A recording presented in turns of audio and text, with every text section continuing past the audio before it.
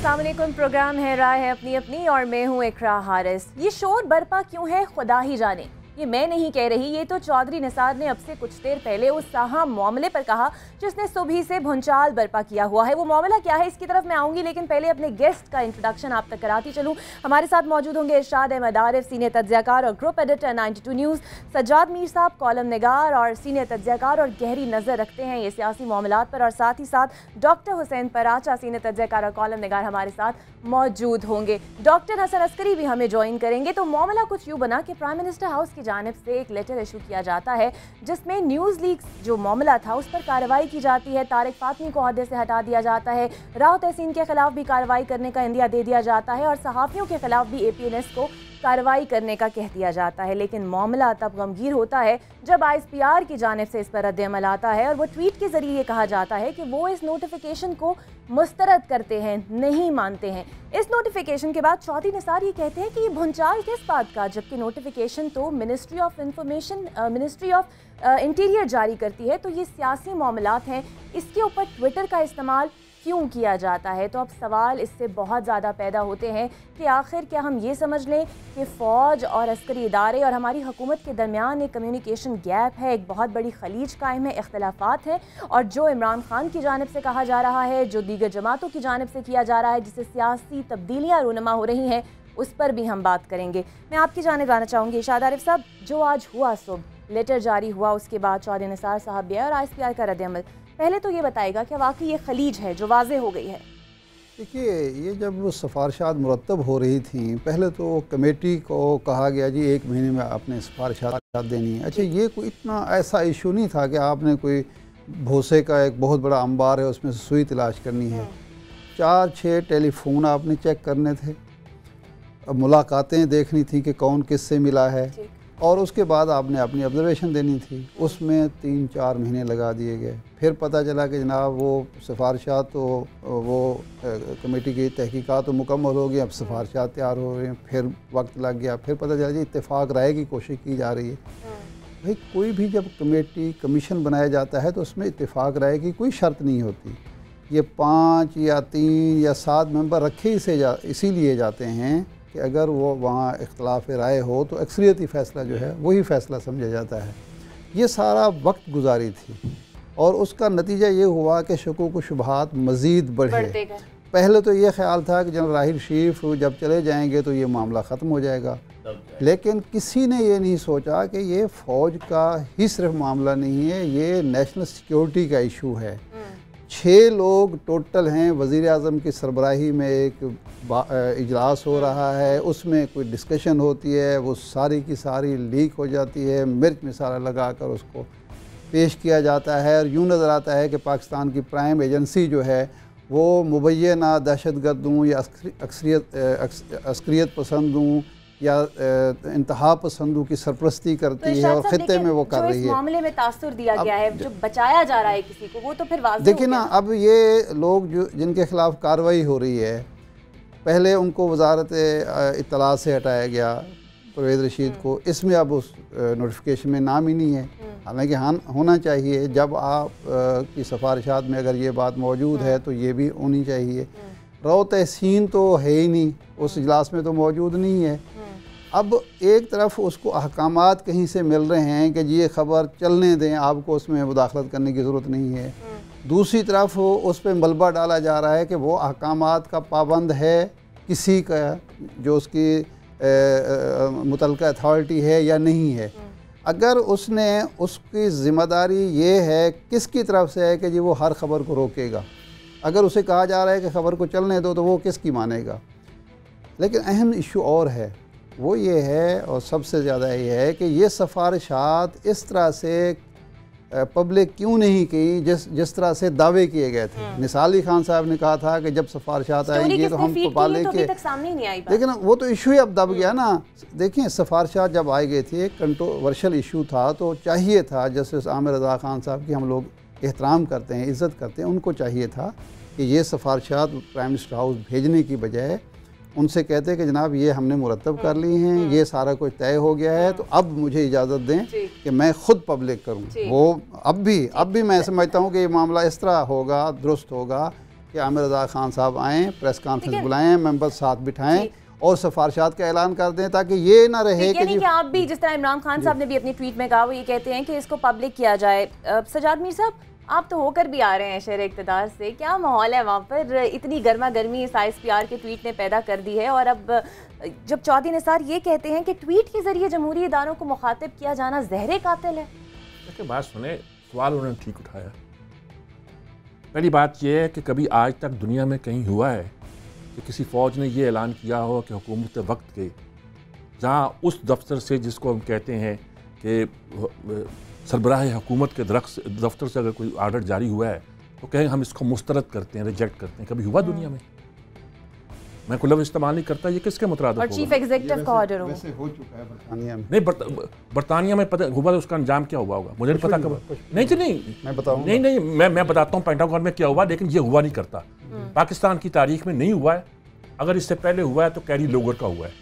तो कैरी लोगर की बात पाकिस्तान हुकूमत के खिलाफ नहीं थी। देखिए, हम पाकिस्तान के अंदर बिल्कुल ऐसी सूरत हाल पैदा कर रहे हैं कि एक तरफ फौज है, एक तरफ हुकूमत है। कर लीजिए सूरत हाल पैदा, जो हासिल होगा आपको, और इससे सेल्फ डिस्ट्रक्शन है। दूसरी बात जो उन्होंने कही है वो एक उससे भी ज़्यादा खतरनाक बात है। उन्होंने कहा जी ये जारी कैसे कर दिया? वहाँ जो प्राइम मिनिस्टर हाउस में कुछ लोग हैं या कुछ लॉबीज हैं, मैं नाम नहीं लेता, जिसमें फ़ाद हसन फ़ाद भी हैं, खासतौर पर उनके बारे में शिकायत तहफ़्फ़ुज़ात होते हैं, और भी लॉबीज हैं। इनके बारे में भी जो निसार ने कहा कि भी इन्होंने कैसे जारी कर दिए, इनका क्या काम? तो ये कहने का मतलब ये है कि चौधरी निसार ने या तो अपने लिए एक स्पेस क्रिएट की है कि वो एक बड़ी चालाकी के साथ एक मूव की है कि आइंदा जब कोई एक रिप्रोचमेंट करने की जरूरत पेश आएगी तो वो तरीके से एक ऐसा मौक़िफ़ इख्तियार कर लें जो फ़ौज को भी काबिल कबूल हो। और उन्होंने कहा जी असल जो फैसला है वो तो इसके मुताबिक होना है और वही होगा। तो एक तरफ तो हम इसको इस तरह ले सकते हैं अगर देखा जाए। दूसरी बात यह है कि मैं इससे और तरह देखता हूँ कि जब ये बात हुई थी तब उस वक़्त सबसे पहला मुजरम कौन था?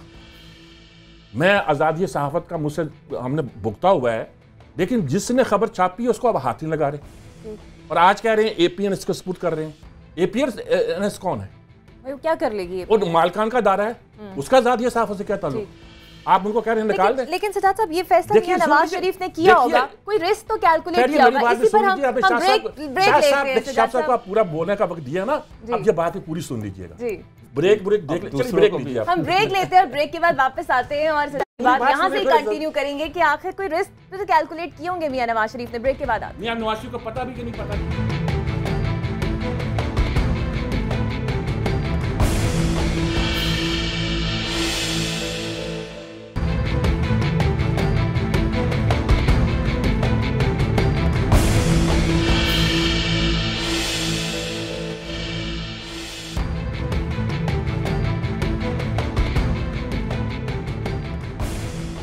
Welcome back. तो इसी पर हम बात करेंगे, उसी मामले पर जिसने सुबह से ही बहुत से सवाल इकट्ठे कर दिए हैं। और सजाद मीर साहब ने जैसे कहा कि मियां नवाज शरीफ को तो शायद पता ही ना हो, और डॉक्टर साहब फिर से फवाद हसन फवाद के मैंने ये नहीं कहा उनको पता ना हो। जी जी, मैंने ये बात कही है कि बहुत से लोगों को तहफ़्फ़ुज़ात हैं वज़ारत उज़्मा के अंदर जो सेटअप है उसके सिलसिले में, सेक्रेटरीट के बारे में। वो भी तो मियां नवाज शरीफ के बंदे हुए हैं। वो मेरा इशू नहीं है इस वक्त। जिन लोगों जो इतराज़ चौधरी निसार करता है वो मियां नवाज पे तो नहीं कर रहा ना, वो जिस पे कर रहा है, जिस ज़बान में गुफ्तगू कर रहा है उसकी तरफ इशारा कर रहा है। जी फरमाइए। जी डॉक्टर साहब, तो आप क्या कहेंगे अब फवाद की बिस्मिल्लाहिर्रहमानिर्रहीम।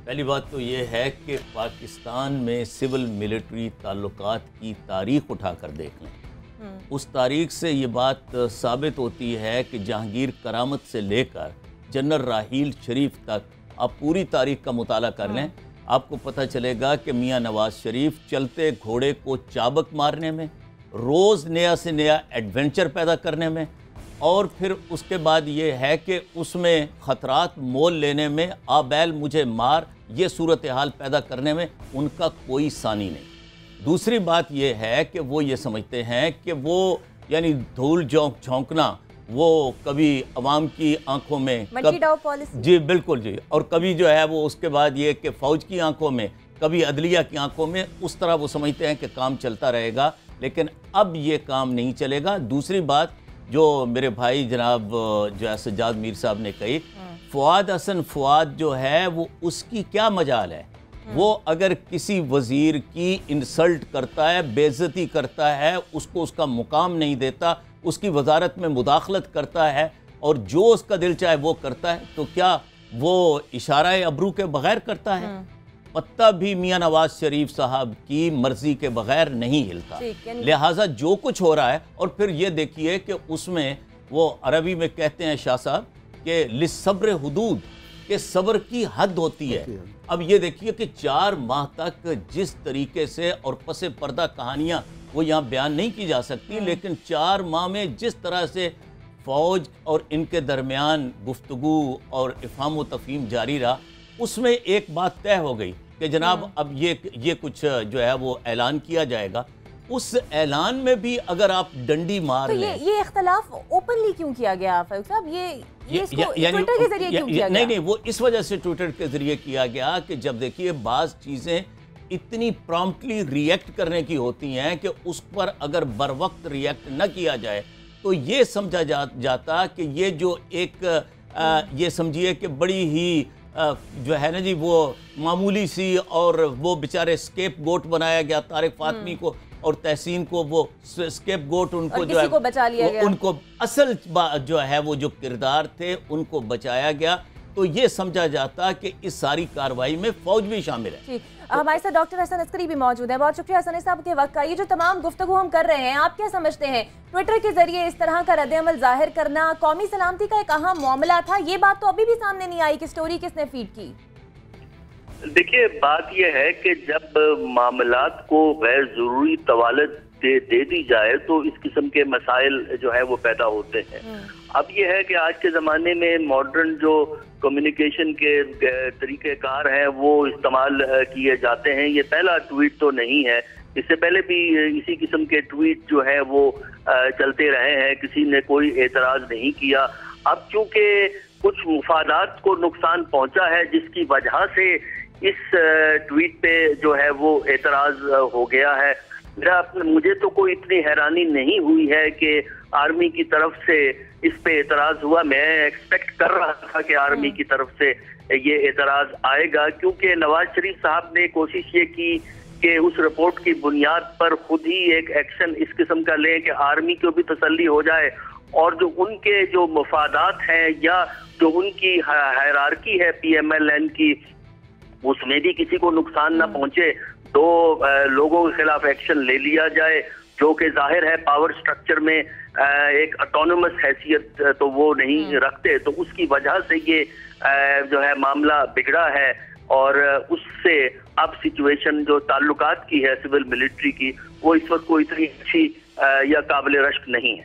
ठीक, तो इरशाद साहब मैं आपसे ये जानना चाहूँगी, तो अब जबकि मामला हो गया, नोटिस तो जारी, नोटिफिकेशन जारी कर दिया गया PMO के जरिए, जो चौधरी निसार ने कहा वो क्या था? यानी हम ये समझे कि 2 अलग-अलग अब जगहों पे दोनों चीजें खड़ी हो गई। जरा आपकी इजाजत से आधा जुमला जो है वो ये कि सुबह शाम मरियम नवाज साहिबा जो है सुबह शाम ट्वीट करती रहती हैं और सारे जो है वो ऐलानात और सारे फैसले और पत्नी क्या क्या कुछ है उस पर बयान करती रहती हैं। मेरी तो बात बिल्कुल मुख्तलिफ है कि अभी जो नोटिफिकेशन सामने आ रहा है चैनल्स पे मैं देख रहा हूँ वो इस्टेब्लिशमेंट डिवीज़न की तरफ से है, वो भी इंटीरियर मिनिस्ट्री की तरफ से नहीं है।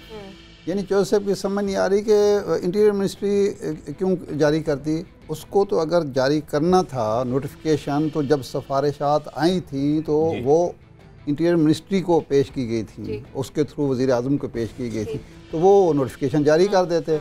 अगर वो नोटिफिकेशन जारी नहीं करते और वज़ीर आज़म हाउस से एक नोटिफिकेशन जारी होता है, फिर इस्टेब्लिशमेंट डिवीज़न नोटिफिकेशन जारी करता है, तो चौधरी निसार साहब की पोजीशन क्या है समझ नहीं आई। सजाद मियां साहब जो कह रहे हैं वो बैक वक्त वज़ीर आज़म को भी खुश रखना चाह रहे हैं और फ़ौज की तरफ भी चाहते हैं कि जनाब आप भी हमसे नाराज़ ना हों।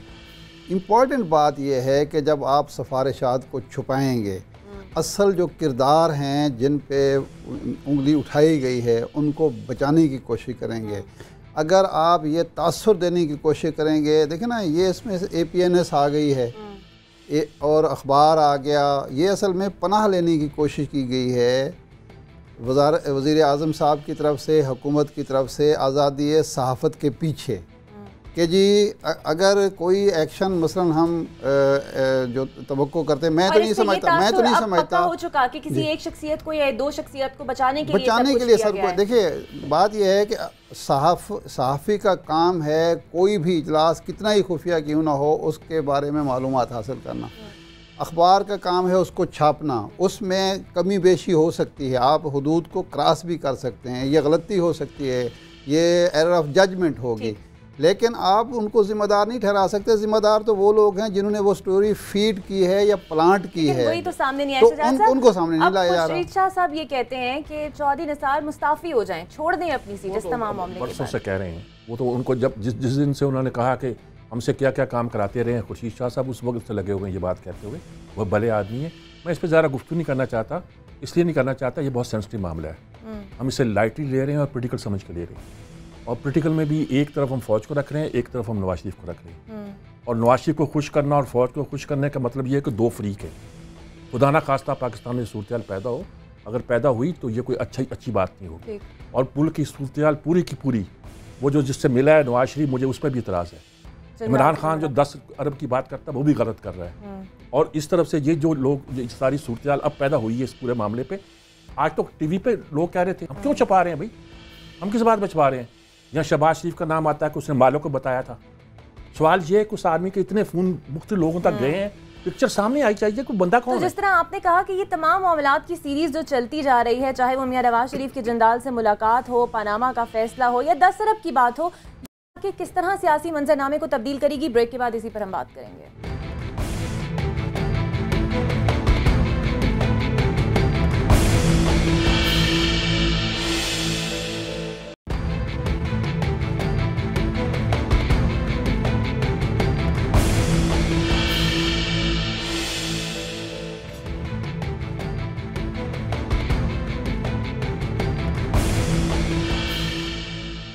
Welcome back. तो मुल्क की सियासी सूरत हाल रोज़ बरोज़ तब्दील हो रही है और आजकल तो ऐसे लगता है जैसे जलसे जुलूसों का मौसम है।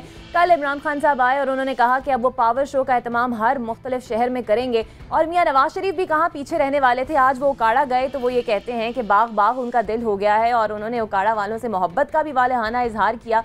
और उन्हें देख के लगता नहीं है कि उन पर किसी भी किस्म का वो प्रेशर है जो इमरान खान और दीगर सियासी जमातें उन पर डालना चाहती हैं। सजाद मीर साहब, इस तरह की जमहूरियत जिसके फैसले पार्लियामेंट में होने चाहिए थे, वो फैसले अब हम देख रहे हैं जलसे जुलूसों में हो रहे हैं, किस डगर पे जा रही है ये सियासत?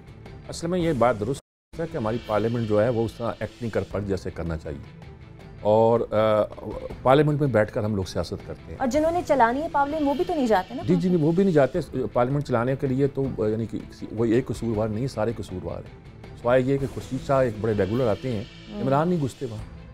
नवाज शरीफ को तो छोड़ ही दीजिए ना, वो उनका तो मजाज ही नहीं है कोई इस तरह की जगहों पर आके इतनी सारी बातें सुनना। इमरान का भी टेम्परामेंट नहीं है पार्लियामेंटी सियासत करना, वो अलग दुख की बात है। लेकिन असल बात यह है कि हमने हमारी पार्लियामेंट में भी कोई ऐसा कोई रोल अदा नहीं किया जिस पर वो फ़ख्र कर सके। अच्छा करते हैं तो क्या है, वो रज़ा रबानी की तरह सख्त बयानात आ जाते हैं, वो अपना एक अंदाज़ रखते हैं, अपना एक नज़रिया रखते हैं, अपना एक अंदाज़ रखते हैं, नाराज़ होकर भी चले जाते हैं। तो ओवरऑल जिस तरह अदारों को फंक्शन करना चाहिए वो नहीं कर रहे। लेकिन इसका मतलब ये नहीं कि अदारे ख़त्म कर दिए जाए, इसका मतलब ये है कि अदारों पर भी दौर रखा जाए और अदारों को काम करने दिया जाए। और अदारे जिस तरह भी काम करते रहेंगे वो एक लिहाज से मुल्क के लिए बेहतर होता है, बजाय इसके कि फैसले अदारों के बाहर हो। हम तो पहले दिन से कहते थे कि जब धरना शुरू हुआ था, मैं इन प्रिंसिपल कह रहा था, 14 का धरना था, मैंने कहा अगर 10 से पहले इमरान ने वापस न लिया तो मुल्क में बहुत बड़े मसाइल पैदा होंगे। तो उन्हें फिर नहीं मिला जिसकी डिमांड अब वो फिर कर रहे हैं। इस तरह कोई इस्तीफा नहीं देगा। ठीक, आप समझते हैं तमाम सूरत हाल पे डॉक्टर साहब ये जो प्रेशर बनाने की कोशिश की जा रही है मियाँ साहब पे, उनको उकाड़ा में आज देख के लगता तो नहीं है कि प्रेशर उन्होंने लिया? और मरीम नवाज साहिबा भी कहती हैं कि कोई प्रेशर नहीं है, और मियाँ साहब ने आज क्लियरली कह दिया है कि इस्तीफ़ा मैंने इमरान के कहने पे नहीं देना, आप जाके क्रिकेट खेलें, आपके कहने पे दूंगा, जो आवाम वहाँ पर मौजूद है। माशाअल्लाह, ये भारत चलिए, ये एक नई कमिटमेंट है कि उन्होंने कम से कम आवाम के साथ जो है वो, तो आवाम की नुमाइंदा तो पार्लियामेंट है, पार्लियामेंट में तो कुछ होता नहीं। आप कह रही थी कि सूरत हाल जो है वो रोज़ बरोज़ बदल रही है, सूरत हाल तो पल पल बदल रही है। और जो बात है वो ये कि मियाँ नवाज शरीफ साहब, मैं तो हैरान हूँ कि कितना हौसला हारे हुए इंसान में है कि वो किस तरह से जाकर उन्होंने पब्लिक को फेस किया, जबकि अदालत का बड़ा वाज़ेह फैसला आया है, 2 जजेस ने उन्हें नाअहल करार दिया है, 3 जजेस ने उन्हें कहा है कि अपनी अहलियत साबित करें, और साथ ही साथ ये भी कहा है कि इस वक्त तक जो कुछ भी उन्होंने पेश किया, यानी कतरी ख़त है या अपने दिफा में जो बात भी की, वो बिल्कुल उन्होंने कहा कि इसका कोई सर पैर ही नहीं है और वही जो है वो जो एक्सेप्टेबल ही नहीं है। उसके बाद अब सूरत हाल ये है कि मियां नवाज शरीफ साहब को बालिग नज़री का सबूत देना चाहिए। दुनिया में कहीं भी कोई तहकीक और तफ्तीश उस वक्त तक हो ही नहीं सकती जब तक कि आप आगे से ब्राज़ील की मिसाल लें, जनूबी कोरिया की मिसाल लें, अवाम जब बाहर निकल आए और फिर उसके बाद कोई अखलाकी जवाब ही बाकी नहीं रहे। लेकिन हमारी तारीख पे शायद ही कोई ऐसी मिसाल हो जहाँ पर अखलाकी बिना पर कोई हुक्मरान अपनी जगह छोड़ दे। हसन अस्करी साहब, मिलती है कोई ऐसी मिसाल और आपको लगता है इतना दबाव बढ़ेगा और वजीर आजम इस दबाव को ले भी लेंगे? देखिए, हमारे यहाँ तो इखलाकियात का बड़ा बराए नाम ही अमल दखल है, तो मेरा नहीं ख्याल कि वजीर आजम जो है इस पे इतनी आसानी से इस्तीफा देंगे जब तक कि वो बिल्कुल समझते हैं कोई रास्ता ना हो। पाकिस्तान की जो ट्रेजिडी है वो दो चीजें, क्राइसिस से और 2014 का जो क्राइसिस डेवलप हुआ था, दो चीजें बड़ी हमें वाज़े तौर पर नजर आती हैं। एक तो हमारी लीडरशिप जो है उसका बुनियादी मकसद, जो साहिबान इख्तियार और इक़्तिदार होते हैं, वो बुनियादी तौर पर मसले हल करना नहीं चाहते, उस सिचुएशन को पोस्टपोन करने का उनकी स्ट्रेटेजी होती, मामले को डिले कर दिया जाए, हल ना किया जाए। दूसरा ये है कि मामलात को हल करने के लिए जो इंस्टीट्यूशंस और प्रोसेसेस क्रिएट किए हुए होते हैं उनको आप इस्तेमाल नहीं करते। जिस तरह अभी आप लोग बात कर रहे थे कि जो कौमी असेंबली है या सेनेट है, उसने 2014 में कोई रोल अदा नहीं किया क्राइसिस जब डेवलप होता है। सिर्फ ये है नवाज शरीफ साहब की हुकूमत को सस्टेन किया, उसके अलावा कॉन्फ्लिक्ट रिजॉल्व नहीं किया। अब फिर कॉन्फ्लिक्ट की सिचुएशन है और ये असेंबलियां पोलराइज हुई भी हैं, जहाँ सूबाई असेंबलियों को भी देख लें, नेशनल असेंबली को भी देख लें, जो पार्टीजन एटीट्यूड है वो सियासी लाइनों पे है, जिसकी वजह से ये अदारे बेमाने हो जाते हैं। ये अदारे चलते भी रहें तो फिर फैसले इन अदारों में नहीं होते, अदारों के बाहर होते हैं। और पाकिस्तान की सूरत हाल भी अब यही है कि ये फैसले हमें लगता है कि अदारों के बाहर ही होंगे। तो अगर इदारों के बाहर इरशाद अब इस तरह फैसले होने लगे, और आज भी हमने देखा और इस तरह महसूस होता है, जल्द से देखिए कि 2018 के इंतखाबात की तैयारी की जा रही है। आप क्या समझते हैं, पाकिस्तान पीपल्स पार्टी, तहरीक इंसाफ और अब फौज की जानिब से आज के ट्वीट के बाद तमाम कुव्वतें मियां नवाज शरीफ के खिलाफ इकट्ठी हो गई हैं? नहीं, फ़ौज के हवाले से तो मैं नहीं समझता कि इस ट्वीट का मतलब ये है कि वो हुकूमत के ख़िलाफ़ खड़ी होगी। असल में जो बात हुसैन प्राइस साहब ने कहा थी कि सब्र की हद होती है। आर्मी चीफ ने हर कोर कमांडर कॉन्फ्रेंस के बाद मियाँ साहब को जाके बताया कि जनाब फ़ौज के जज्बात हैं। देखिए, तीसरी दफ़ा मियाँ साहब वज़ीर आज़म बने हैं, अगर वो अब तक इदारों के मिजाज को नहीं समझ सके, रियासत चलाने के आदाब को नहीं समझ सके, एक विफाकी हुकूमत चलाने के जो तकाज़े हैं वो पूरे करने के लिए तैयार नहीं, तो बंदा क्या कह सकता है?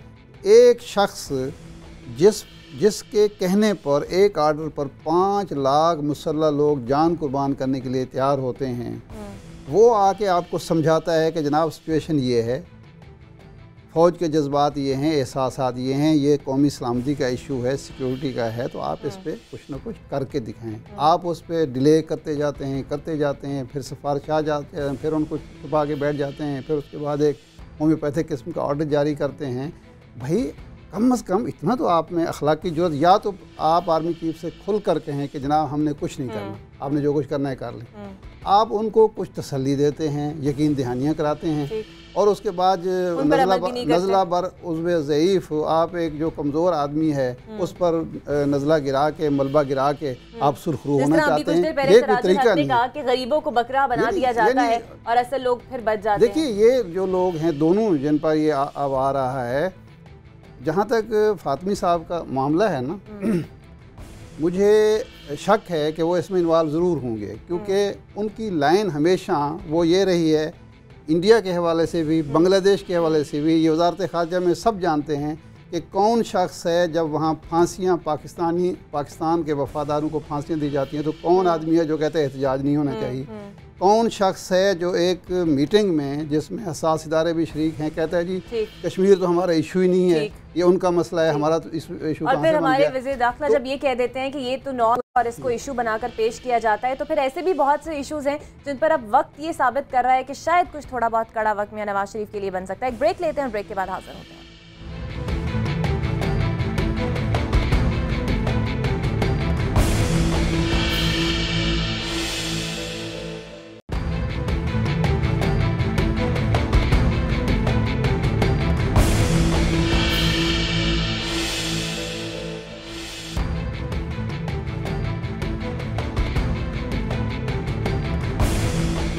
Welcome back to the show. तो मामला कुछ ऐसा है कि इमरान खान की जानिब से, पीपल्स पार्टी की जानिब से और भी जो सियासी जमातें उनकी जानिब से गिराने की कोशिश की जा रही है, हटाने की कोशिश की जा रही है, लेकिन मियां साहब की हुकूमत फिलहाल डटी हुई है। सजाद साहब, आज का जो मामला है और जो बाकी मामले हैं, डटे रहना चाहिए या फिर पीछे हट जाना चाहिए? ये बात सुने, डटे रहना और पीछे हटने मैं दोनों बातों के बारे में कुछ नहीं कहूँगा। एक ही मामला है, या तो वो इस सारी सिचुएशन को फेस करें और पब्लिकली फेस करके इसमें से निकलें, या ये है कि अगर देखते हैं कि वो बिल्कुल ही उनके पास कोई जवाब नहीं रहा तो हटने के बजाय इलेक्शन का ऐलान करें। तरीका यही होता है कि एक डेमोक्रेटिक गवर्नमेंट जो होती है, डेमोक्रेटिक लोग होता है, हट जाएं जी, हट जाएं जी, हट जाएं क्या बात, स्टेप डाउन करें जी, स्टेप डाउन करें। नहीं, हमारे यहाँ स्ट्रक्चर है, पार्टी स्ट्रक्चर ऐसा नहीं है कि आप स्टेप डाउन करें दूसरा बंदा खड़ा हो जाए वहाँ, ये वो स्ट्रक्चर नहीं है।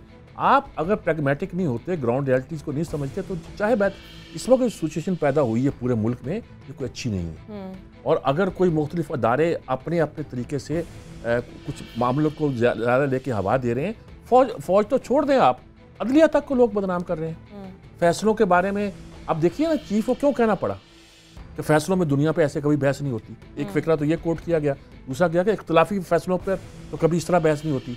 दोनों फिक्रे जिस तरह भी लिए जाए, दोनों ही बड़ी एक शिकायत की बात थी। क्या बहस कर रहे हैं आप सड़कों पर लेकर? यानी अदलिया को मजाक बनाया हुआ है। अच्छा, उस पर नेगेटिव कंपेन शुरू हो गई है, किसी को जस्टिस खोसा के खिलाफ शुरू हुआ है, किसी के खिलाफ हुआ है, सोशल मीडिया ने तूफान उठा दिया जी। ये कोई अच्छा नहीं है। कभी हम फौज को टारगेट कर दें, कभी हम अदलिया को टारगेट करते हैं, कभी हम सियासतदानों को तो किया हुआ है ना, वो तो जो चाहते हैं हम उनको कर देते हैं। एक पार्टी दूसरी पार्टी तीसरी, और साफ नजर आता है कि इनके इंटरेस्ट क्या होते हैं। जब पीपल्स पार्टी मिलिट्री कोर्ट्स पे अकड़ जाती है तो सब कहते हैं 4 दिन के बाद मानना है, ये शराइत बनवानी है इन्होंने, और वही हो जाता है। नहीं, कोई ये पारसा नहीं जो इक़्तिदार के वानों में बैठे हुए, ये कोई नेक नाम नहीं है, ये बहुत ज़हीन सियासतदान नहीं है, लेकिन अवाम ने चुना है। नहीं, मैं ये कह रहा हूँ, लेकिन ये दूसरे जो इतराज़ कर रहे हैं वो उनके बारे में क्या कहूँ मैं। अच्छा, ये भी नहीं कि पीपल्स पार्टी में सारे एक जैसे हैं, ज़हीन और सियाने लोग भी उनमें मौजूद हैं, और वो लोग 40-40 साल से जिन्होंने मार खाई हुई वो भी मौजूद है उनमें। ऐसी बात नहीं है। और तहरीक इंसाफ में हम कह सकते हैं कि अभी नए लोग आए हैं, अभी उनके पास वो लोग नहीं है, वो इलेक्टेबल भी हैं, तो वो नहीं। अब शाह महमूद कुरैशी के बारे में, आपका मतलब है रैशनल होना पड़ेगा मियां साहब को, निकलना पड़ेगा इस सिचुएशन से। वो देखिए, निकलने के 2 तरीका है। एक इलेक्शन लड़ेंगे कि आप डट के लड़ें, वो भी कर सकते हैं अगर हिम्मत तो कर लें। मैं ये नहीं कहता, मैं ये नहीं कहता ये बर्दबान बन जाए, ये तो मैं नहीं कहता, लेकिन ये कि बात करें या तो फिर पॉलिटिकल उसको फेस करें। जहाँ अगर अब देखते हैं कि मेरा रास्ता कोई नहीं है तो स्टेप डाउन करना कोई तरीका नहीं है, इलेक्शन अनाउंस करें। ठीक। और डॉक्टर साहब, आपकी राय क्या कहती है? मियां साहब के बादल ऊपर जो आए हुए हैं वो हट जाएंगे या प्रोसेस का हिस्सा निकल जाएंगे? नहीं, उसमें ये कि सज्जाद मीर साहब ने अभी जो कहा कि या जो है वो नवाज शरीफ साहब डट जाएं या आपने कहा कि हट जाएं, तो असल मसला ये है कि ये जो इलेक्शन है करप्शन के मामले को वाजे किए बगैर, यानी मैं हैरान हूँ कि हमारा जो इंटेलेक्ट है और इंटेलेक्चुअल्स हैं, दानिश्वर हैं और असहाबुर राय हैं, वो मैं हैरान हूँ कि उनमें से बहुत से हजरात अपने आप को गैर जानिबदार जो है वो ठहरा रहे हैं। हालांकि ये कौमी तारीख में ये बहुत बड़ा वाक़या हुआ है कि जिसके बारे में हुकूमती हजरात सियासतदान ये समझते थे कि ये तो हफ्ते 2 हफ्ते की बात है और जैसे बहुत से इश्यूज आते हैं, लेकिन नहीं, ये इशू अब कौम का एक बुनियादी इशू है। और दुनिया में ये कि अमेरिका लें, यूरोप लें, वहाँ पर सबसे बड़ी बुराई झूठ बोलना, पॉलिटिशियन को। मेरा वक्त खत्म हो रहा है। डॉक्टर हसना भी हमारे साथ लाइन पे मौजूद है। हसन साहब, आप क्या समझते हैं, क्या करना चाहिए मियां साहब को? उनके ऊपर जो बादल आए वो हट जाएंगे या डटे रहें? बात मैं भी कहूँगा, देखिए, इसमें नवाज शरीफ साहब को इस वक्त सिर्फ डैमेज कंट्रोल का ऑप्शन है कि वो कोशिश करें कि जो उनसे नुकसान हो रहा है इसको किस तरह कम कर सकते हैं। उसका एक तो तरीका यही है कि वो अपनी जगह बैठे हैं, कायम रहें, और अगर कोई निकाल दे, सुप्रीम कोर्ट किसी जजमेंट में निकाल दे या फौज कोई कार्रवाई करे तो तब है, वरना डटे रहें। दूसरा तरीका ये है कि जो डैमेज अगर उन्होंने कंट्रोल करना है तो वो अपनी जगह अपनी पार्टी से किसी को प्राइम मिनिस्टर बनाए और वो फिर नेगोशिएट कर सकेगा, वो स्पेस के लिए क्रिएट हो जाएगी सियासी अंदाज से। इब्तिदा में ये बात हुई थी कि जी कोई मिसाल नहीं है कि फ़ौज ने इस तरह से रिएक्ट किया हो। डेविड कैमरून जब 2010 में इक़्तिदार में आए तो उन्होंने कहा कि जी बचत स्कीम इन्होंने शुरू की थी सारे महकमों में। एक वक्त इन्होंने कहा कि फ़ौज में भी हम बचत करेंगे, 20% बजट कम करेंगे। तो आर्मी चीफ ने कहा कि ये नामुमकिन है, ऐसा नहीं होगा। फिर ऐसा नहीं हुआ, फिर ऐसा नहीं हुआ। दुनिया करती है। जब क्लिंटन आए, पेंटागन भी बोलता है, लेकिन इस बात पर नहीं बोलता कि इसने जो फैसला क्लिंटन ने खत्म हो जाएगा, इस बात पे नहीं बोलता कि जो हुकूमत ने ये फैसला किया इस पे मेरी राय कहा ना फैसला गलत। लेकिन हमने इनकी राय आप तक पहुंचा दी। लेकिन अहम बात यह है कि वजीर आजम मियां नवाज शरीफ ने आज अवाम में उकाड़ा से खिताब करते हुए कहा है कि मैं इस्तीफा आपके कह दूं, यानी कि अवाम की राय मैटर करती है। तो अवाम की राय क्या है उसका फैसला अवाम ही करेगी। आज के प्रोग्राम से इतना ही, अल्लाह ने के बाद।